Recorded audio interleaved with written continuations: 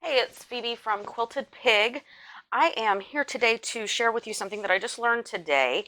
I actually was looking through YouTube after making a few masks for my husband and just really disliking making the tape to go on the edges or the strings. And so I found a video by Phoenix Chin who said she showed a thing with why I'm having such a hard time staying in the frame. Anyway, she showed a 3-inch piece of paper to use as your tool to get the tape to make without having to iron any of it, which I thought was a fantastic idea. However, her video didn't really explain how to do the lines, so they looked kind of like they were 1/2 inch apart. So I got an index card and did that 1/2 inch apart. So this is a 3x5 card. You could use a recipe card or any other kind of cardstock material that you have. The problem is if you mark them at 1/2 inch and fold on those lines, you get here to this part where you're supposed to fold it in the middle and it overlaps, and that's not good. So that wasn't going to work for me. So I got another card, and this one I measured my lines. I marked the center first with a pencil, and then I went out 5/8 of an inch on each side of that, and then a 1/2 inch on each side of that, which then leaves you 3/8 of an inch on each side of the card for the end. So if you try folding that up, fold that up, fold it up, fold it up, and see how you can, you have that little gap then. Now, she also, I apologize, the dog is milling around in the background. She also suggested 1.75 inches for your strips to get these to work. And I found that left too much room in here, and the fabric would scooch around and I'd get it really uneven, and sometimes it wasn't catching at all. So messed around with it a little bit more, and what I've been doing when I've been pressing the strips is using 2-inch strips. So that's what I'm going to show you how to do with this. Now again, this is a 3x5 index card at 5/8 of an inch, 1/2 inch, and then that leaves the 3/8 inch on the side. And I've just marked that with a pencil and then creased it with my thumbnail. So for these 2-inch pieces, I'm going to lay this down. I am using a 2-inch strip, and it is with the fabric for what I'm doing here. I'll give you my spotlight.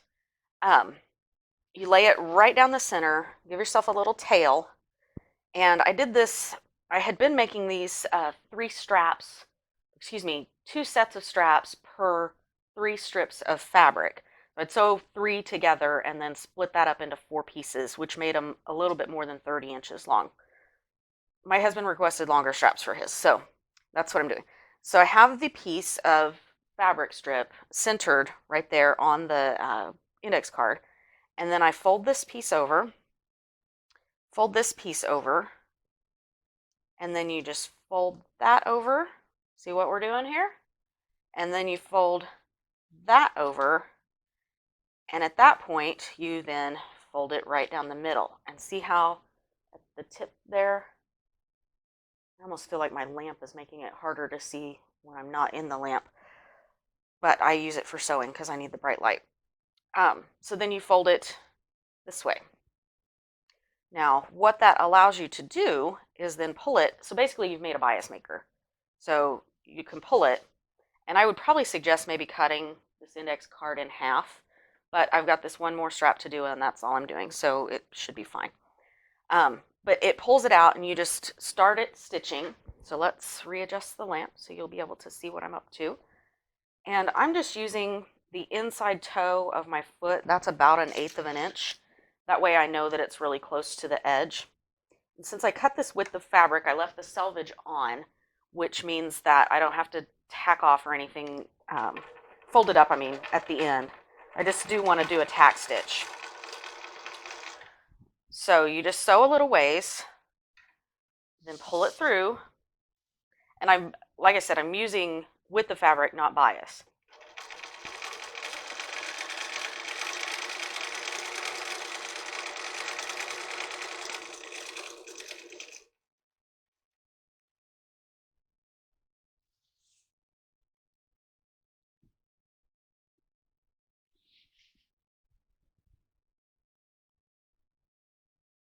Oh, looks like some of that snuck in crooked.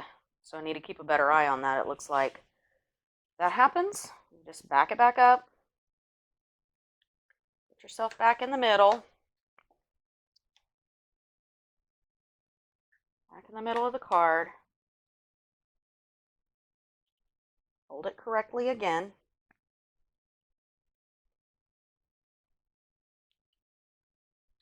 And if that does happen, I do have wonder clips right here at my table, so I can just use that to hold that side still while I'm putting this side back together. Okay, so we look like we're back in there correctly.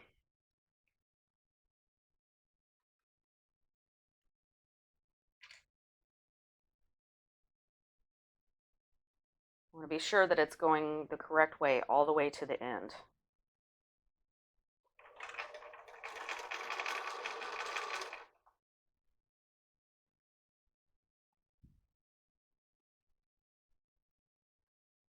Now, since I'm making this as a tie that will be attached directly to the mask and not sewn into the seam, I'm going to, you'll see a pin in just a second as I come up to it because I've marked the middle of the strip. And this right here is why I was suggesting maybe not the full width of the index card.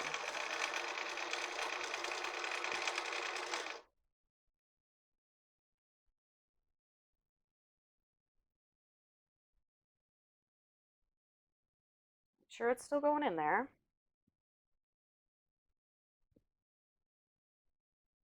It's trying to be sneaky on me too.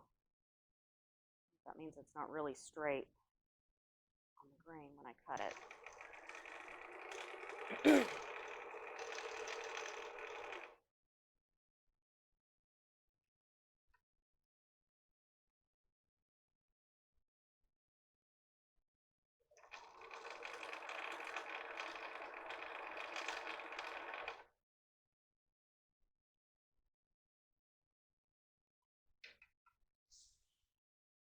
Okay, so I can see where the mark is where I put that, where I, pulled that pin out. Looks like we're trying to get a wrinkle in here again. This is still faster than ironing, I promise.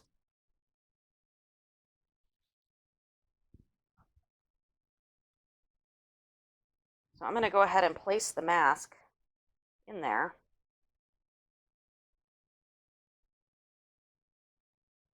Well, I'm going to get a little closer so I have the, bed of the machine to support it as I'm putting it in there.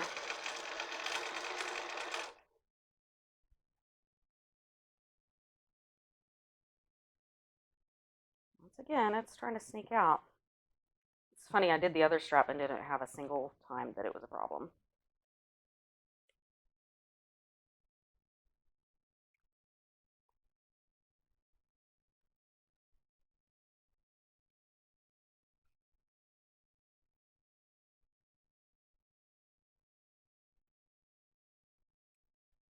Like when you get on the phone and your dog starts barking or the kids start fighting or whatever.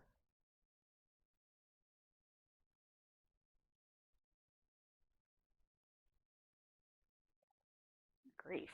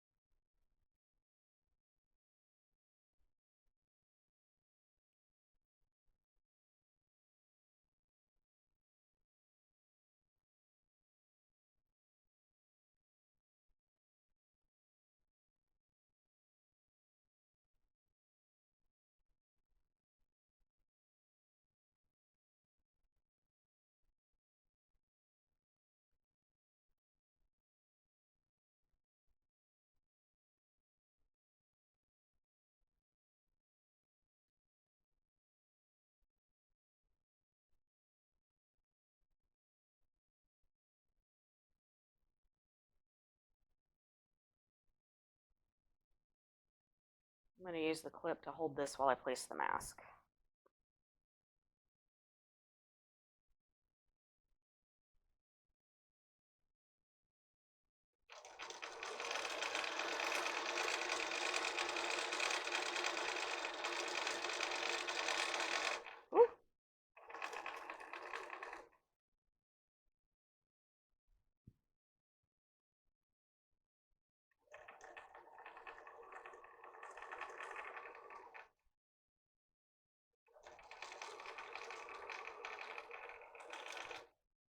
so now the mask is actually attached.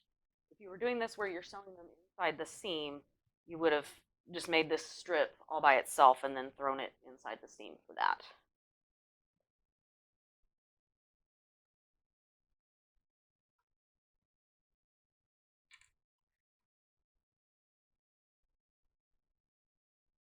So just reaching back here, hoping, let's see, let me get a little more light on that. Reaching back here and making sure it's tucked in the whole way.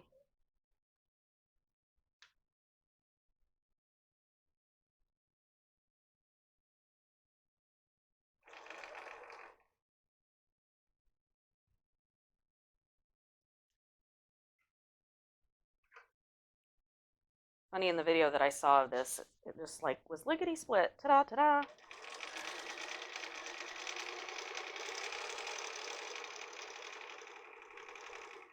She did maybe a 12 or 15.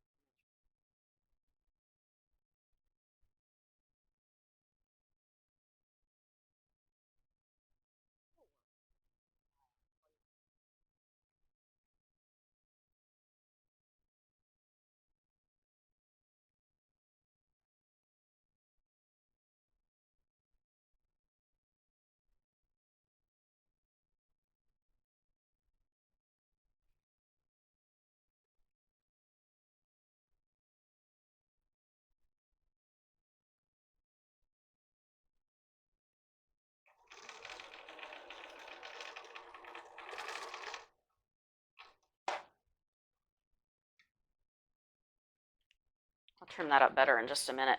But there you can see, just made the strap and didn't have to iron any of that. So once again, I used a 3x5 index card, but I think I probably would shorten it if I were going to do a bunch more of these. I marked the center line, and then I marked 5/8 of an inch this way, and then 1/2 to the outside of that, leaving the 3/8. And you might be able to kind of mess around with those a little bit. I just know that this center one has to be more than 1/2 an inch for it to fold neatly in there. And then that allowed me to then just stitch it straight down without any ironing. Saved a lot of time, saved a lot of burnt fingers. So I hope you enjoyed the video, and if you do, go ahead and give it a thumbs up and like my channel, and I'll talk to you again soon. Thank you. Bye-bye.